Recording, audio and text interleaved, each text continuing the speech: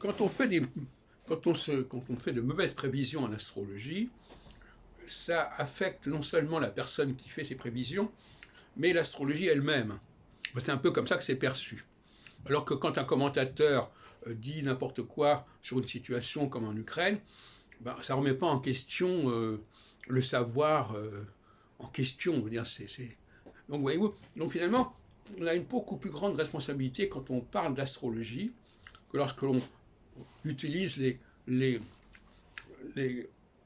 les clichés habituels, les poncifs habituels pour expliquer telle et telle situation politique.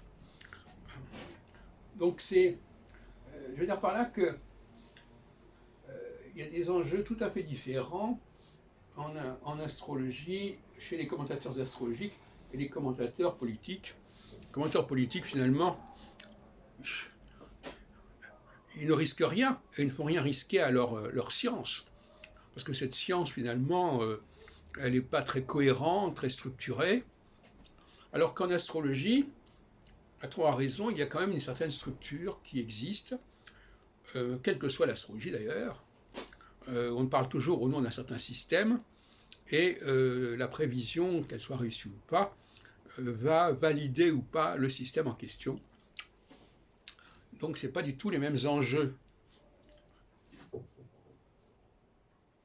Alors en ce qui concerne l'Ukraine, justement, il est intéressant de voir que en 1989 et en 2022, on a les mêmes configurations.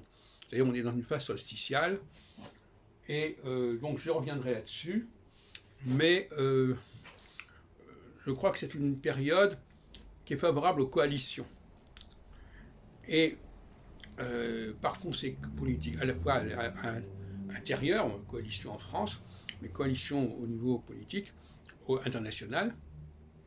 Et donc on peut penser que on est dans un processus de coalition assez complexe qui va se développer.